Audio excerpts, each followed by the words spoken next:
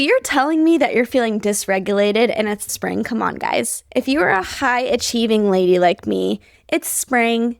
It's almost like a new year. And we want to step into this new year, this spring season, with lots of energy, lots of inspiration. We want to follow our dreams. But how can we do that if we are so burned out? This one's for you if you're feeling burned out, dysregulated, or you're not exactly sure how to deal with your nervous system. I'm Dr. Abby Rose, and I am the host of Your Sister, the Doctor, the podcast, the dream, the vision, the brand, where we are creating effortless wellness for women. And I am here today to talk to you about nervous system regulation and to be open and honest about how I'm dealing with it this season, especially as spring is starting and we're stepping into this new energy. Without further ado, let's get into it. Welcome to or back to the show. This is Your Sister, the Doctor.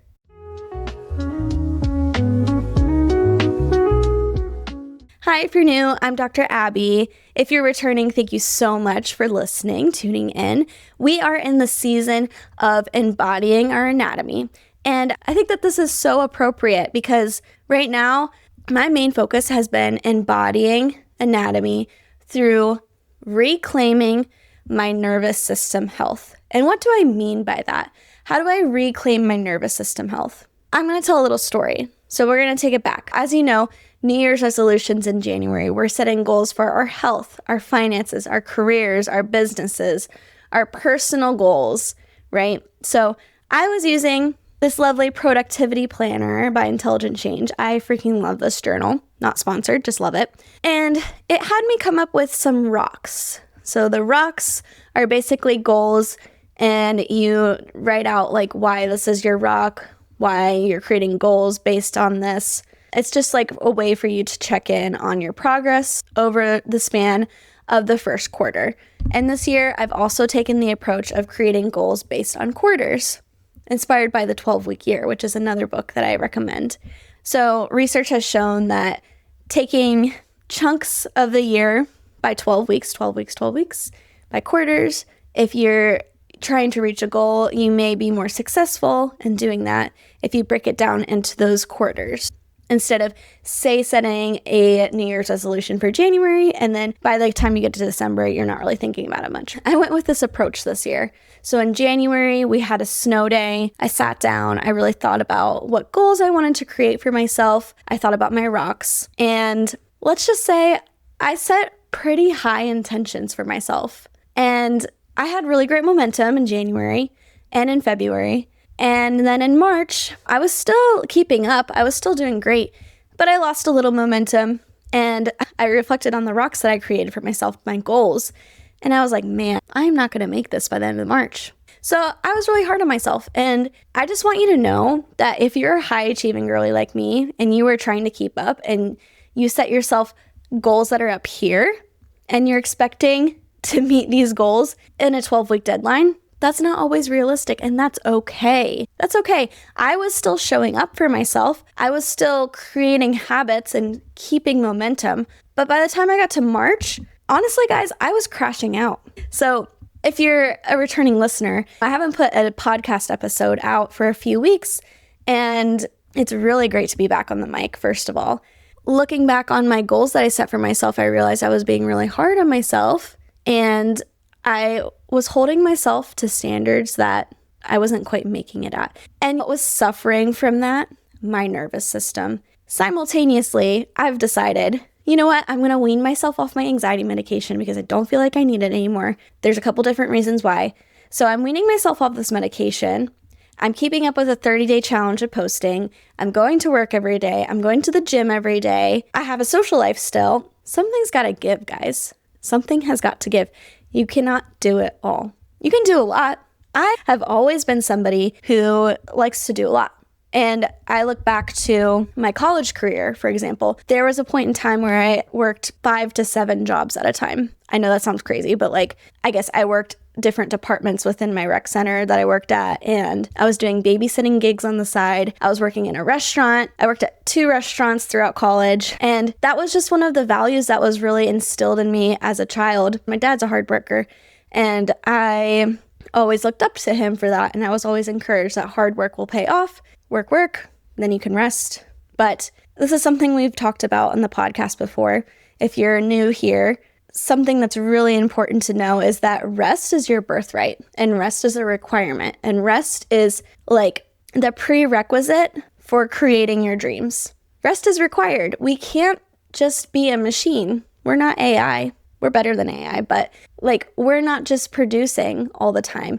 We have to take a break, take a breather so that more inspiration can come in. And by the time March came, I was crashing out a little bit. And so here I am. And I actually took this weekend. I was actually going to go home and visit family, but I was starting to feel a little bit under the weather. My body was taking a toll. The stress of my body, I was embodying this like stress that I was creating for myself, this burnout state I was creating for myself. And I was like, you know what? I just have to cancel the trip. I need a weekend to myself. My boyfriend was going to be out of the house. Perfect time for me to reflect. And sometimes you just need a day to yourself. And let me tell you guys that my day to myself really did change everything. So I'm going to talk you through my audit of my goals. And I have not even finished this audit. It's going to take a while, but I'm preparing for quarter 2, which is really exciting. I get a fresh notebook, so looking forward to that. Oh, that's another thing. In this period of time when I was really hard on myself, like toward the end of March, these journals have habit trackers, and my March habit tracker was not nearly as full as my January habit tracker because I, for one, wasn't tracking as much because I was being burned out by it. And for 2, I just wasn't participating in all my habits as much. So we have to make things realistic is my point. So anyway, I'm still processing what my big rocks and what my big goals are for quarter 2. But the biggest realization that I have come to that is the reason why I'm getting on the mic today is because nervous system regulation is number 1. Nervous system regulation is crucial if you want to move in the direction of your dreams, if you want to live a fulfilled and happy life. And I'm saying that because I don't want you to burn out. Because I'm sure if you're listening to this, you are also a high-achieving person like I am, and you're interested in your health. You're interested in embodying anatomy. You are interested in creating a better future for yourself, taking care of your body, taking care of your mind, your spirit, everything. So I want to share with you guys the framework that I'm planning to follow in this next quarter coming up. As spring has started, spring equinox has happened. I went to a spring equinox yoga flow last night. I had a night in, I reflected on my goals, and it was just so great. So anyway, we're going to get into it. We talked about nervous system regulation in the last episode, and if you missed out on that, please go back and listen because there is a lot of juicy science in that episode. It's a little heavy, I'm not going to lie. This one's a little less heavy as far as facts go, but we're talking strategy, okay? This is a little more sister to sister episode. Okay, so first things first, my non-negotiables for this quarter. Sleep is very important for nervous system regulation. Your morning sets up the rest of your day. Have you been in a rush in the morning before and then you're running late to work and you barely make it on time and you're stuck behind all this slow traffic and like you're just like, when you get to work and it's 7 a.m. and you're tired and you're overstimulated? That's me. That was me. So what was happening earlier, and since then my boyfriend and I have troubleshot this, I wasn't waking up in enough time for us to sit down and eat breakfast together and for me to do my nervous system regulation routine in the morning and to get ready in time and to leave in a decent amount of time. So setting a preset sleep schedule, number 1. So figuring out exactly how much time you need in the morning and building a cushion, and then making sure that you're going to bed an appropriate time to make sure that you're getting enough sleep at night, because we don't want that social jet lag to build up. We do not want all the sleep debt to build up. So for example, I was getting up probably between 5:30 and 5:45. My boyfriend needs to be out the door by 6:20. I could probably push it to 6:30, 6:35, okay? We wanted to eat breakfast together because we enjoy having that time in the morning, even if it's only 10 minutes. And what was happening was I was making breakfast and I would barely have time to get ready for myself, Or I got ready for myself and did my like nervous system regulation routine. I would like journal first and then make breakfast. And then we would barely have breakfast on time, and my boyfriend wasn't waking up at the appropriate time, and we were both rushing out the door. So we have both decided, okay, we just need like an extra 10 minutes in the morning. Okay.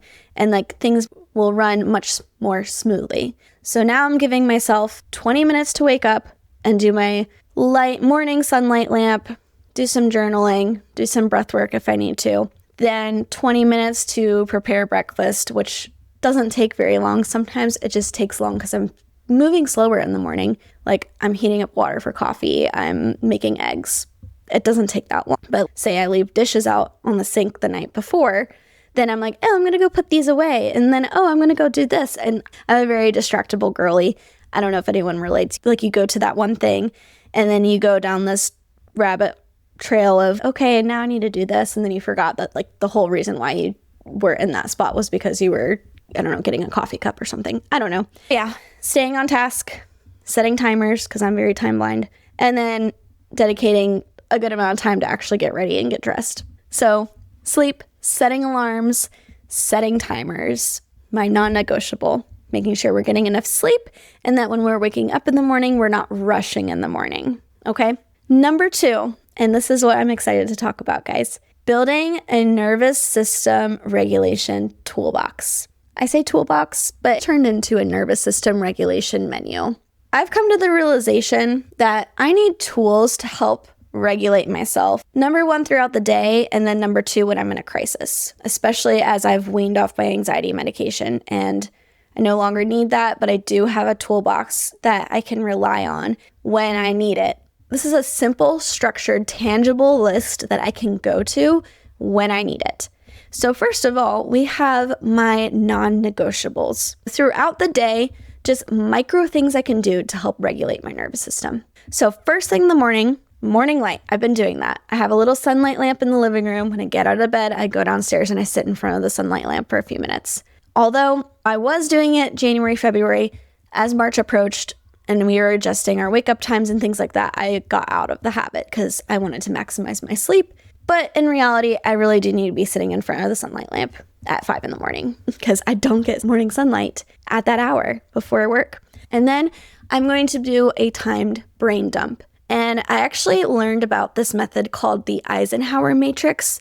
So you're going to set a timer, you're going to brain dump everything in your brain, just get it out on paper, and then organize it by what is important, what is not important, what is urgent, what is not urgent. And so you have this matrix so that you can prioritize everything that's going on in your brain, because I know we're all overthinking things, and science has shown that structures like this really help cognitively keep us sane. And then the last thing in the morning is not scrolling on my phone. I was doing really great in January and February, but in March, I got back into the habit of waking up, getting on my phone, starting to scroll. And I think part of it was just because I was doing that 30-day Instagram challenge. So I ended up posting videos pretty late, going to bed, and then I'd wake up in the morning and kind of check my DMs and things like that. Regardless, in the morning, light, brain dump, no scrolling. Okay. Midday, I am going to aim to do a 5-minute walk outside, especially on my lunch break, which I do probably 2 out of the 5 days of the week. 3 days of the week I get off early, so it's okay. But really prioritizing this on my long days, just to get some sunlight, get some movement, and then hydrating, making sure that by midday I've drank at least a bottle of water because it's been rough, guys. Drinking water is so hard. Why is that so hard as women? Why do we not like to drink water? It's so toxic of us. I'll drink my Alani all day. I love Alanis. I'm like, it's bad, guys. Okay, anyway. And then at night, I'm also going to do a little brain dump, dim lights, and low stimulation. So dump, dim, and low stim, aka get off my phone, maybe pick up a book. I was doing a book challenge with my friend actually back in November, and I finally finished the second ACOTAR book, guys. Now I need to start the third one because I hear she's also coming out with more books, so we'll keep you up to date on that. So yeah, need to start another book challenge, reading challenge. But if I could just read for 5 minutes before I go to sleep instead of scrolling on my phone, life would be great.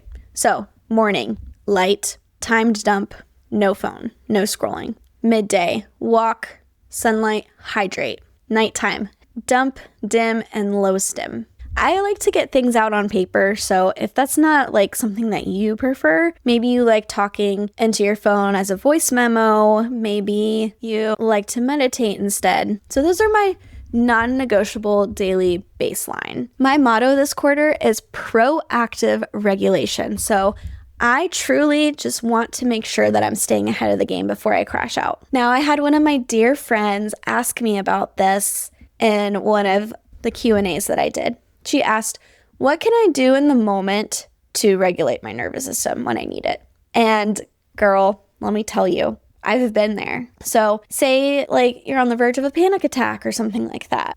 I've had a few panic attacks in my life and they're scary, guys. But I'm going to tell you the framework to follow when you are in a crisis, whether that be you are anxious and overwhelmed, or if you're off and dysregulated, or if you just feel stuck or unmotivated. So 3 different frameworks. So we'll start with the anxious and overwhelmed. This is like you're on the verge of a panic attack, breaking down into tears. You're on the verge of, I don't know, you're so overstimulated and like you're like, I just need to get out of here. The goal is that we need to do an immediate pattern interrupt, immediate calm down fast. Okay, so 3 tools in your toolbox. Number 1, physiological sigh. If you haven't learned about the physiological sigh, go watch my last video. But essentially what you're doing is you're taking a deep breath, taking another deep breath, and then letting go. Okay? Do about 5 rounds of that. You're stacking that breath. That activates your vagus nerve, and that can help calm your body down, put you more into that rest and digest state. Number 2, my therapist told me this. Find the cold. Go to the cold. Bring your body to a freezer. If you're having a panic attack actively, go to the refrigerator and just stand in it. If you are not in this kind of environment where you're at home and you have access to a refrigerator, go find cold water and splash it on your face. The cold can help calm your body down. It activates that vagus nerve. It activates that parasympathetic response. Number 3, the 5, 4, 3, 2, 1 grounding method. So 5 things. You go through 5 of your senses, like the sight, the smell, the hearing, the touch, the taste, and you think of 5 things that you can see, 4 things that you can hear, 3 things that you can touch, whatever. You like go through your senses. You find things. So that just helps ground you to your environment. I said 3 things, but I really meant 4. Step outside. Just step outside. Don't bring your phone. Just step outside. If it's cold, that's a bonus. Change your environment. So when we're anxious and overwhelmed, pattern interrupt. Okay? Remember, pattern interrupt. Physiological sigh, cold grounding with the 5, 4, 3, 2, 1 method, stepping outside. 4 things. Okay?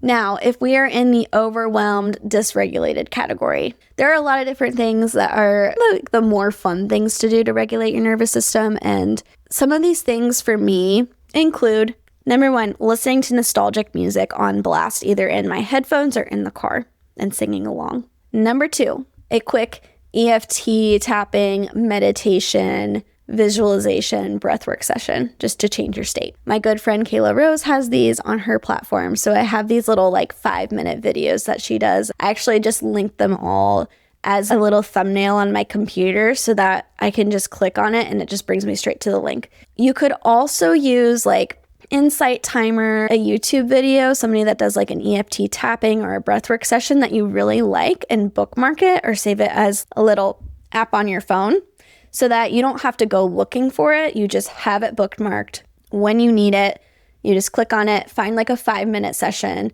I wouldn't do anything longer than 10 minutes, honestly, truly, because I'm somebody I don't have time for this. If you just have it on your phone or your laptop and you just click on it and it appears out of nowhere, great, perfect. Okay, then we have either a quick walk or a quick movement. So very basic, do 10 bodyweight squats, dance around, go for a quick walk. Then we have sunlight, 5 to 10 minutes. So, if you're doing a walk in the sun, that can be helpful. You're stacking those 2 together. And then co-regulation. So phoning a friend, sending a text message. I get overwhelmed by text messages and phone calls, so I will send a voice memo. So it depends on what kind of girl you are. If you're more of a phone call girl, give a friend a call. Phone calls give me anxiety, not gonna lie. just because like I get stuck on the phone and I don't know how to end it. So anyway, if you get it, if you don't get it, then you don't get it. And that's fine. We're all a little bit different. My long distance best friend and I, we send each other voice memos like every week. And like when we get to them, it's great. If we don't get to it, we listen to it. We can send each other a little text in between. It's totally fine. We both understand. That's how it works for us. But there's lots of other little things you can do. Getting a weighted blanket. I have a weighted baby stuffed animal that I sleep with and I freaking love it. It's like a little dragon. He's so cute. I'll have to show you guys at some point.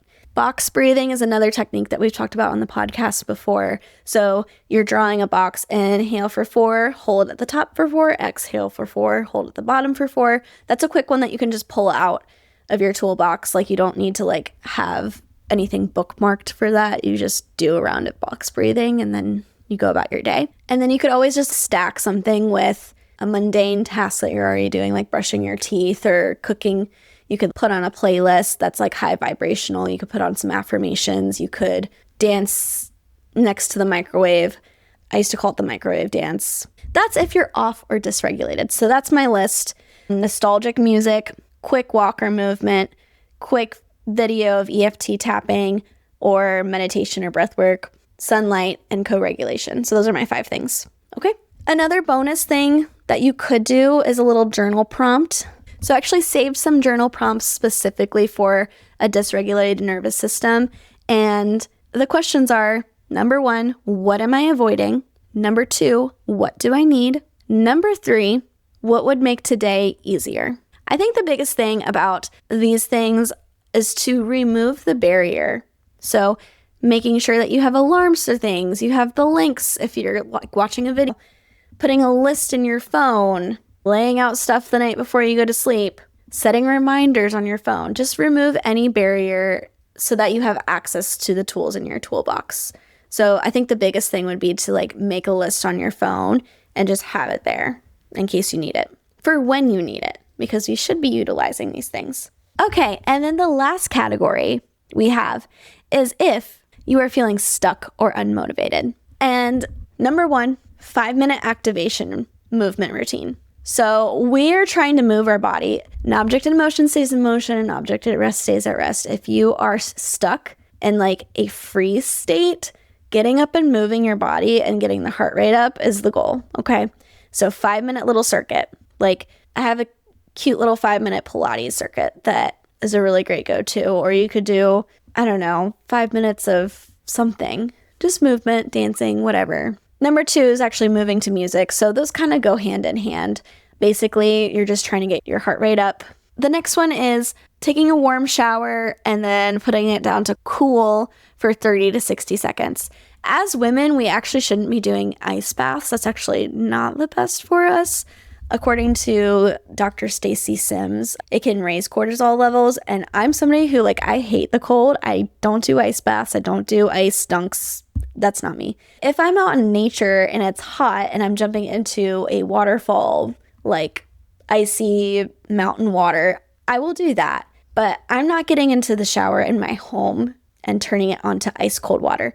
So I will be taking warm showers and then turning on the cool setting for 30 to 60 seconds because that activates the vagus nerve. It makes us more alert. It boosts our mood. The change in status from warm to cool helps with that. And then number 3 is changing our environment. So if you're at home and you feel stuck, go walk to whatever's next to your house. Go to a coffee shop.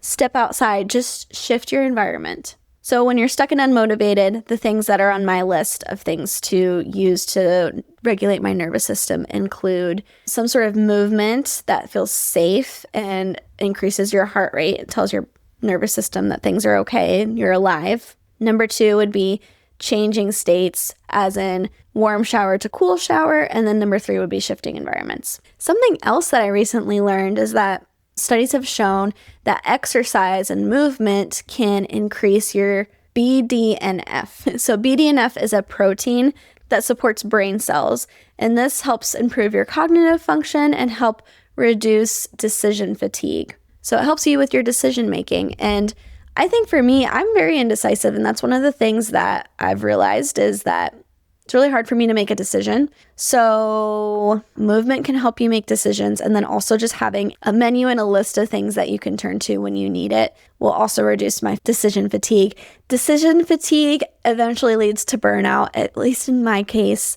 So sister to sister, just letting you know, if we're moving and we have these lists that are already written out, if we're removing barriers, that can help us from crashing out. Oh, another really fun thing that I use to regulate my nervous system when I'm journaling, I actually use a scented pen, and I just discovered these. My friend got one for me for Christmas, and they smell like the woods, or they smell like lavender or orange, and that's just like another really fun thing that you can do. Like aromatherapy really helps. I'm also going to be scheduling a hobby block. Every week, I'm going to be scheduling a 1-hour non-negotiable hobby block, because that's something else that I've been missing in my mundane routine of going to the gym and posting on social media and going to work and coming home and crashing out. I need to get back into my hobbies. And as a girl, I'm creative and I want to get into so many different things, but like, when do I do it?